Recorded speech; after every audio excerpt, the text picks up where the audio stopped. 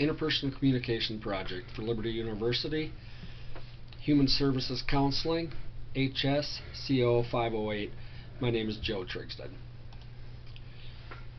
Basically, the outline looks like introduction, overarching goals, enlarging the conversation, background to behavioral blends, influences, DISC assessment, communication barriers, resources and strategies, action plan, and the conclusion.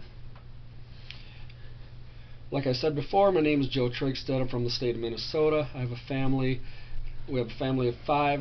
My wife of 9 years, Maureen. We have 5 kids together. She has 3, I have 2, and we have 2 grandchildren. My degree was at Liberty University, bachelor's degree in criminal justice, criminal psychology, working on a master's in human services counseling, crisis response and trauma. I enjoy helping other people. I want to try to be able to be an influence to them and help them be the better self that they can be. Introduction, I work with the Minnesota Department of Corrections for now about 14 years. I'm on the Integrated Conflict Management Team, which basically deals with conflict within staff, kind of be able to facilitate a peaceful resolution and to work through whatever the underlying reason is for the conflict. I'm also on the Crisis Intervention Team, CIT, dealing with offenders who are in crisis mode, maybe a mental health emergency. They need to kind of talk things out. They could even be suicidal, being able to talk to them, be able to do a cell extraction, to be able to get them to calm down and get them to do what we want them to do. I'm also a Gulf War vet in the U.S. Navy during the Desert Storm, Desert Shield era. My hobbies are outdoor, water skiing. I was a national competitor in doubles, placing 7th in the nation. Also at church, doing 50 hours of my vacation from work so I could attend training for Stephen's ministry, helping other people in the community, being able to, that maybe have lost a loved one, basically lost a job, helping them and showing them different resources in the community. The overarching goals and enlarging the conversation, basically being an effective listener to others and then in turn be heard by others. Build a better, more meaningful relationship through trust and self-disclosure, which is not my strong point. I don't trust people easy, and it's not easy for me to disclose to others. Being more assertive while sharing empathy and showing empathy to others at home and at work. I can't please everybody. That's kind of what I need to tell myself and how I need to approach things. And I got to learn to say no. Interpersonal communication, according to Stewart, is communication are always both talking and listening, sending and receiving, verbal and nonverbal. So we can say more by just our nonverbal communication than we actually do with our verbal. I was at the doctor. They were going to do a test. I kind of must have gave a certain facial expression. Says, "Oh, the doctor didn't really talk to you about this test?" I'm like, "No." And I guess my face kind of gave it away when they were prepping me for the test. So I was just like, all right, so I guess our face says more even when we're not aware of it. Background, my biological mom, she abused me. I don't know who my father is. I have a sister that was adopted by my aunt. I was put into foster care at age 6, adopted at age 9 by a loving Christian family, which was a great blessing. Graduated from high school, went into the Navy, married, and now I'm in college. I got my bachelor's degree from Liberty University, now working on my master's with Liberty University. And the verse that I really strongly speaks to me is in Jeremiah 29:11.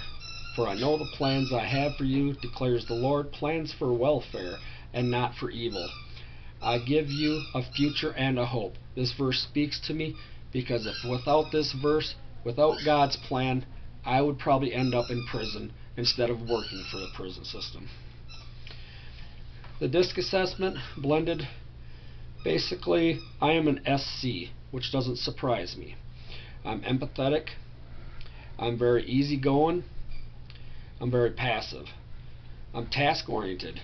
Give me a goal, give me a task and a deadline, and I'll get it done for you. S is stability and support. Security of my situation. Establish a work pattern. Responds best to bosses who is relaxed, easygoing, friendly, and knowledgeable. C is quality and correctness. Tasks must be well defined. I'm not a risk taker. I don't take chances very often. And I respond best to a boss who is direct, gives direct instructions, provides support, resources, and less talk and more work. It's kind of my motto. Power, influence, persuasion. Power, you can get what you want through command and compulsion, taking control, dictating. Influence, same thing, getting what you'd like without command and compulsion. Anyone can have influences on others, as long as you have that trust. And then persuasion. You can get what you want through logical arguments and emotional appeals towards others. Influences, like I said, you got to be trustworthy, honest, take responsibility for your own mistakes. If you make them, own up to it. Assess the pros and the cons, the good and the bad. Don't just look at one side. And then organization above yourself. Respect confidentiality. Somebody tells you something, keep it to yourself. Don't spread rumors or gossip. Reliability. Be dependable. Do what you say. Be assertive. Stand up for yourself, others, and what is right. The listening assessment, basically we are talking about 70% of the day through verbal communication. However, we are only listening about 25%. We're not very effective on our listening skills. Listening is a learned skill, it's an active skill. Receiving information while being non-judgmental and empathetic. Acknowledge the talker. Encourage them to say more. I am a fair listener according to the assessment, which is a little lower than I thought I would be. I had tended to like to give a little advice. I wanted to fix. Gave a little too much advice on the assessment. I'm between a 2 and a 3 in how well I listen. I want to get to that level 1 listener.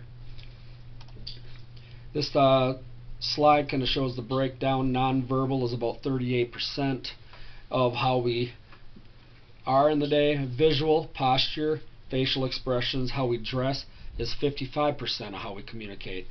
And the actual words that we say is 7%. So that totals up to 100%. As you can see how it breaks down, the actual words that we say is the least effective. The barriers to my communication is basically having to snap judgments. You know, somebody walks in the room, you're assessing them, you're making inferences of others without actually knowing who the person is, kind of through stereotypes.